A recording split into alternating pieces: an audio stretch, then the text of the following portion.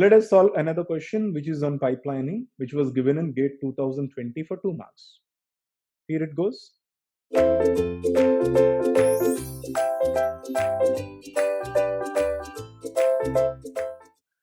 Consider a non-pipeline processor operating at 2.5 gigahertz. Okay, so we'll write it here.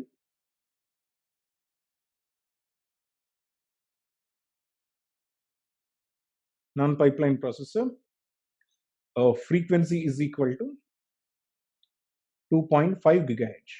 So clock cycle is equal to 1 by 2.5, right? So now it takes 5 clock cycles to complete an instruction. It takes 5 clock cycles to complete an instruction in non-pipeline processor. So non-pipeline time is equal to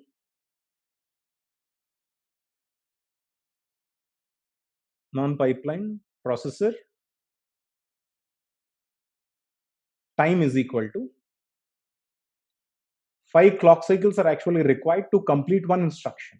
So that is 5 into 1 by 2.5 for one instruction, right? For one instruction. So that is 5 divided by 2.5, which is equal to 2. Okay. So non-pipeline system, non-pipeline processor time is equal to 1 into, that is for one instruction, all it will take is 5 clock cycles. Each clock cycle is equal to 1 by 2.5. So non-pipeline processor time is equal to 2. Now we need to calculate pipeline processor time. There are several details given. Let us have a look at the details. Pipeline processor capacity is 2 gigahertz. Okay, so that is overheads associated with the pipelining force you to operate the pipeline processor at 2 gigahertz. So the frequency of the pipeline processor is 2 gigahertz. In a given program, assume that 30% are memory instructions, 60% are ALU, and the rest are branch instructions. We will put it here. In a pipeline processor,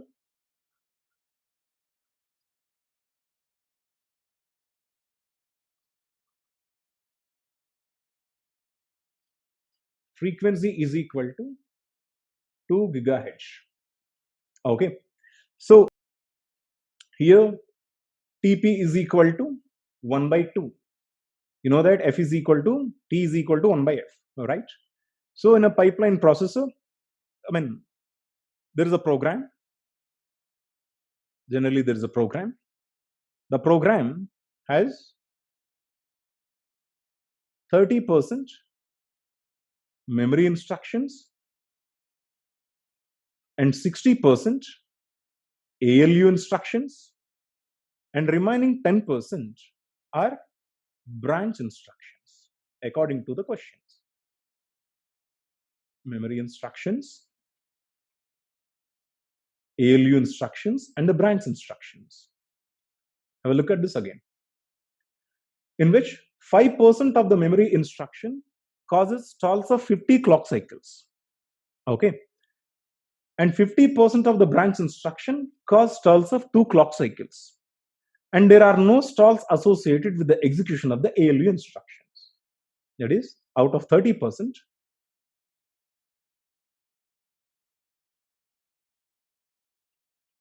5% causes stalls of 50 stall cycles. Okay. ALU instruction doesn't cause any stall cycles. No stalls. 10% branch instruction incurs, out of 10%, there are 50% of the branch instructions incurs 2 stall cycles. Having these details on the paper, we need to calculate the time for the pipeline processor. Pipeline processor with the stall cycle. Average instruction time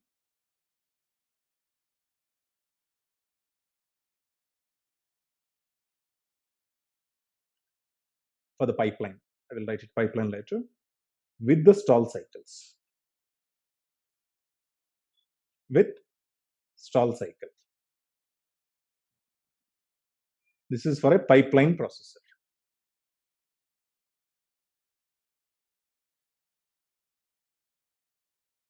Is equal to, you know the formula, 1 plus rate of instructions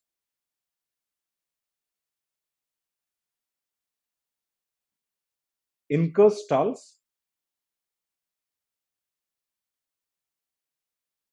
into stall cycles into TP. This is the thing. You know the rule. Now, which is equal to, here, the instruction which incurs the stalls are several in categories. So we include all. That is 1 plus the rate of instruction incurs stalls. That is 5% of total 30% memory instructions incurs 50 stall cycles. Now we need to calculate the 5% in 30%. 5% in 30% is equal to 1.5%. Okay, clearly you can see 10% of 30% will be 3%. 5% of 30% will be equal to 1.5%. So the rate will be 0.015. Okay, that means that 0.015 rate of memory instructions are going to incur 50 additional stalls. Okay, plus 50% of 10% branch instructions will incur 2 stall cycles. 50% of 10% is equal to 5%. Rate is equal to 0.05. 0.05 rate of branch instructions are going to incur 2 additional stall cycles into TP. TP is equal to 1 by 2, which is equal to 1 plus 0.015 into 50 is equal to 0.7, I think 75. 0.015 into 50.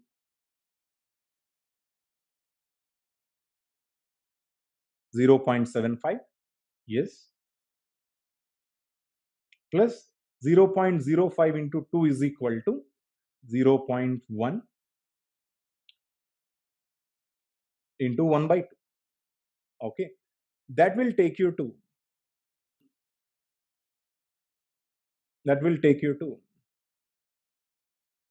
1.85 by 2.